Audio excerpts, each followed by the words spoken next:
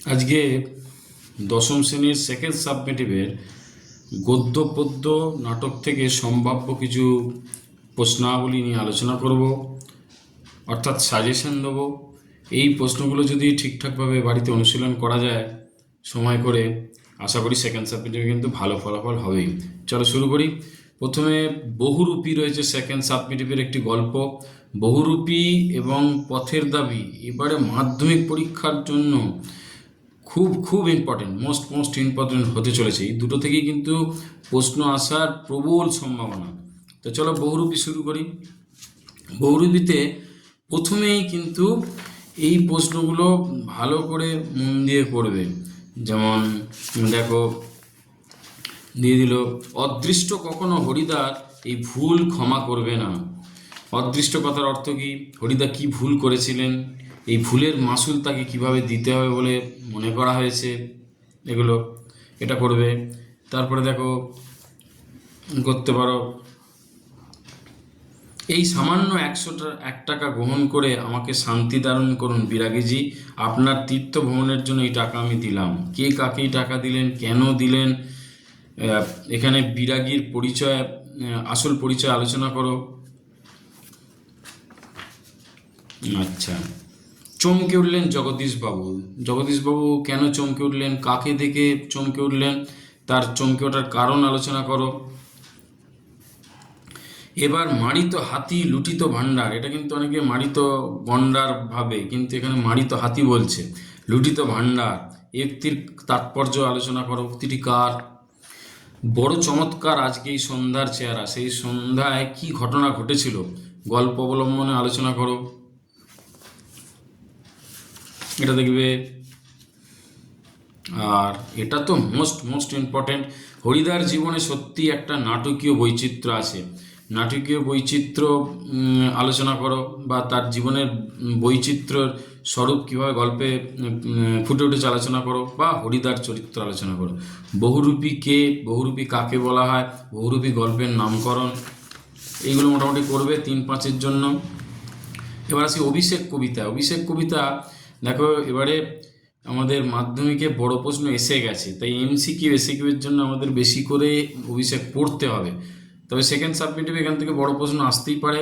একটু দেখবে মেঘনাদের সাজসজ্জা দেখবে, মানে কিভাবে নিজেকে যুদ্ধের জন্য সাজে সজ্জিত করলো সেই ব্যাপারটা। রাবণ এবং মেঘনাদের কথোপকথন একটু দেখবে।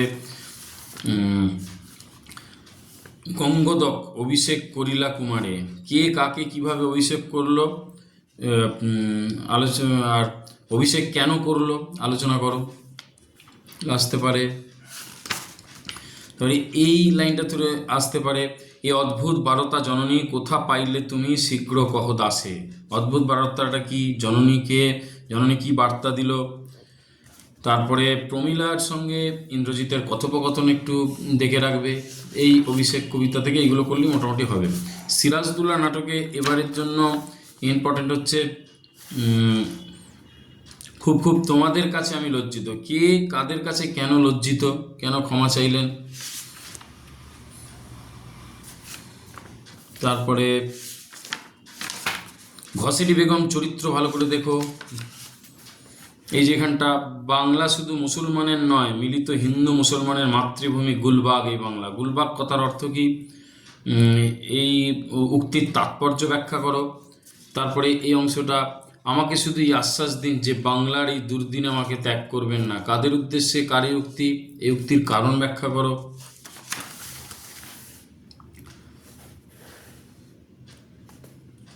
তারপরে এই যে, জানি না আজ কার রক্ত সে চায়, পলাশি রাক্ষসী পলাশি। পলাশিকে রাক্ষসী কেন বলা হচ্ছে, উক্তির তাৎপর্য ব্যাখ্যা করো। ঘসেটি বেগম মানবী না দানবী, মানে এই লাইন তুলে যে কোনোভাবে ঘসেটি বেগম চরিত্র আসতে পারে। আর এটা আসতে পারে, ওর নিঃশ্বাসে বিষ, ওর দৃষ্টিতে আগুন, ওর অঙ্গ সঞ্চালনে ভূমিকম্প। এইগুলোর মাধ্যমে ঘসেটি বেগম চরিত্র যেন তেনভাবে আসতেই পারে। এবারের জন্য খুব খুব ইম্পর্টেন্ট হতে চলেছে। আচ্ছা, নেক্সট চলে এলাম প্রলয় উল্লাস। প্রলয় উল্লাস কবিতা এইবারের জন্য মাধ্যমিক পরীক্ষার্থীদের জন্য খুব ইম্পর্টেন্ট, বড় প্রশ্ন আসবেই। প্রলয় উল্লাস কবিতার নামকরণ আলোচনা করো। প্রলয় উল্লাসের এই যে কাল ভয়ঙ্করের বেশে এবার ওই আসে সুন্দর, কাল ভয়ঙ্করের বেশ বা সাজসজ্জার পরিচয় দাও।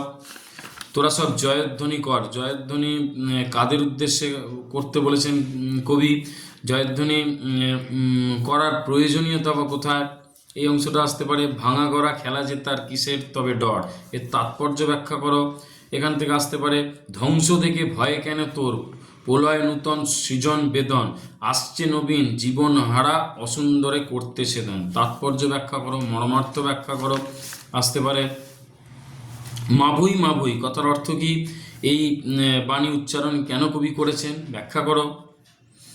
তারপরে এখানে বলা হয়েছে দেখো, বধুরা প্রদীপ তুলে ধর, কাদের প্রদীপ তুলে ধরতে বলেছে, কাদের উদ্দেশ্যে এই বার্তা দিয়েছেন, এই বার্তার প্রয়োজনীয়তা কোথায় আলোচনা করো। আর প্রলয় উল্লাস নামকরণ খুব ইম্পর্টেন্ট বললাম।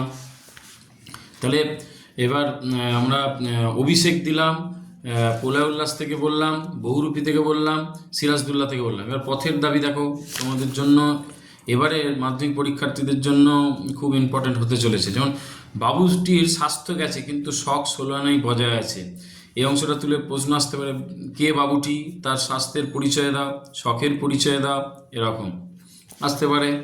অপূর্ব কইল বেলা হয়ে গেল, আমি এখন তবে চললুম কাকাবাবু, কাকাবাবু কে, কেন সে থানায় গিয়েছিল, কারণ ব্যাখ্যা করো। তারপরে এই অংশটা আসতে পারে যে ইত্য বছরে এই ব্যাপার, ইত্য বছর কথার অর্থ কি, কি ব্যাপার বা কোন ঘটনা ঘটেছিল সেই ঘটনাটা আলোচনা করো।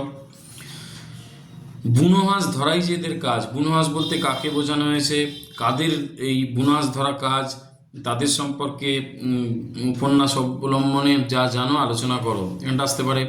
তারপরে তিনি আত্মীয় শুভাকাঙ্ক্ষী কিন্তু তাই বলে আমার দেশের চেয়ে তো তিনি আপনার নন, এই লাইনটা তুলে বলতে উক্তিটি কে করেছে, কাকে আপনার নয় এবং কাকে বেশি আপনার বলে মনে করেছেন কেন, আলোচনা করো, আসতে পারে।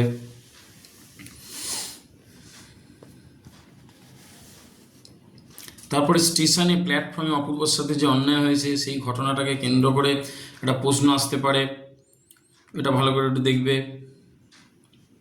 এই যে মনে হলে দুঃখে লজ্জায় ঘৃণায় নিজেই যেন মাটির সঙ্গে মিশিয়ে যায়, কোন ঘটনার পরিপ্রেক্ষিতে অপূর্ব এই কথা বলেছে, আলোচনা করো, আসতে পারে। তারপরে এই অংশটা তো খুব খুব ইম্পর্টেন্ট, আমি পুলিশ ইচ্ছা করিলে আমি তোমাকে টানিয়া নিচে নামাইতে পারি, কার উক্তি, কার উদ্দেশ্যে বলেছে, উক্তির কারণ ব্যাখ্যা করো। এছাড়া এই একই প্রশ্ন অন্য লাইন ধরে আসতে পারে যে কি, সাব ইন্সপেক্টর সাহেব কটু কণ্ঠে জবাব দেয়, তুমি তো ইউরোপিয়ান নয়, কাকে বলেছে, কেন বলেছে, উক্তির কারণ ব্যাখ্যা করো। তারপরে এই জায়গাটা দেখো,